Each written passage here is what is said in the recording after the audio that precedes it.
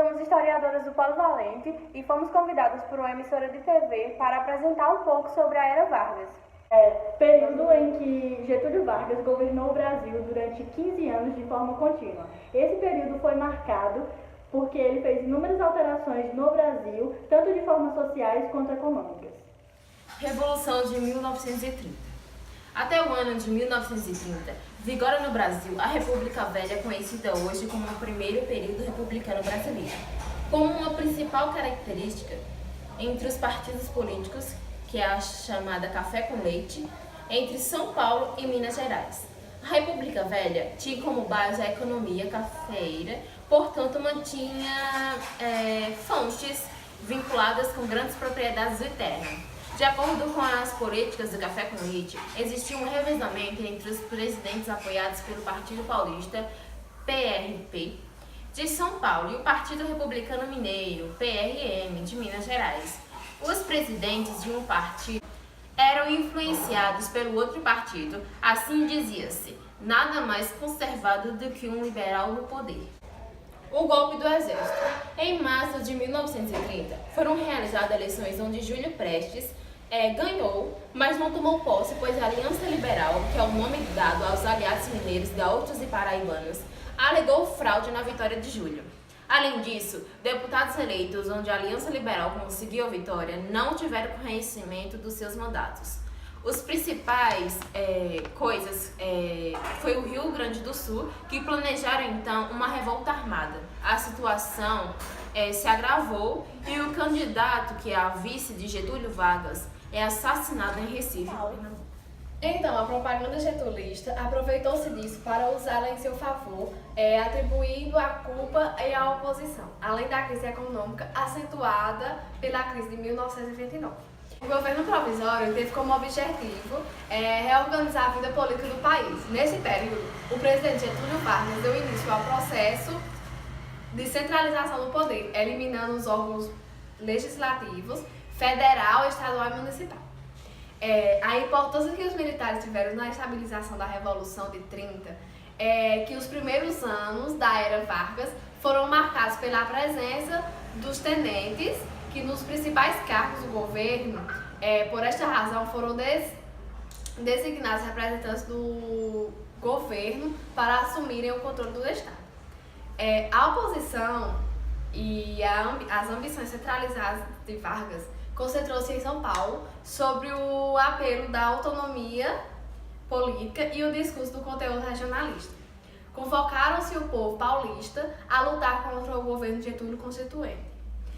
A Carta de 1934 deu maiores ao poder executivo e adaptou medidas democráticas e criou as bases de legislação trabalhistas. Então é isso, gente. Bom, no segundo mandato, chamado de governo constitucional, a alteração política se deu por dois fatores, com ideias primordiais, o fascista e o democrático. Bom, a ANL, a Aliança Nacional Libertadora, aproveitando do espírito revolucionário com orientações dos altos escalões, promoveu uma tentativa de golpe ao governo de Getúlio Vargas. No entanto, Getúlio Vargas ele entrou com uma iniciativa política de centralização do poder, que então ele perseguiu seus oponentes e desarticulou o movimento comunista brasileiro. Mediante a ameaça comunista, Getúlio Vargas ele conseguiu anular a nova eleição presidencial, que deveria acontecer em 1937, e aí ele, na verdade, anunciou uma calaminosa tentativa de golpe comunista, conhecida como Plano Cohen, e então Getúlio Vargas anulou a Constituição de 1934 e dissolveu o poder legislativo a partir daquele ano. Getúlio ele passou a governar com amplos poderes. No dia 10 de novembro de 1937, era anunciado em cadeia de rádio pelo presidente Getúlio Vargas o Estado Novo. Tinha início então um período de ditadura na história do Brasil. Sob o pretexto de existência de um plano comunista, para a tomada de poder, Vargas fechou o Congresso Nacional e impôs ao país uma nova Constituição, conhecida depois como Polaca, por ter sido inspirada na Constituição da Polônia e tendência fascista.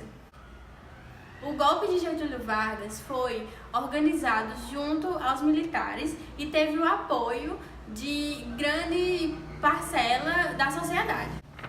Uma vez que desde que o final de 1935 o governo reforçava sua propaganda anticomunista, alarmando a classe média, na verdade preparando-a para apoiar a centralização política que desde então se desencadeava.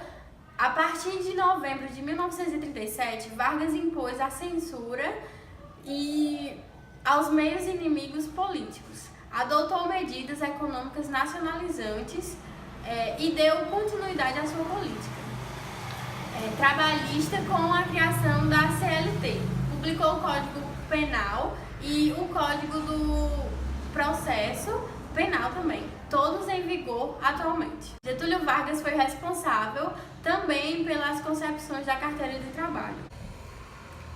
A derrota das nações nazifascistas foi a brecha que surgiu para o crescimento da oposição ao governo de Vargas. Assim, a batalha pela democracia no país ganhou força. Eu fiquei responsável por uma parte da pesquisa. E eu fiquei responsável por outra parte e a distribuição dos tópicos para elas. Bom, eu fiquei na parte de edição e gravação do vídeo, além de estudar para o meu tópico e apresentar.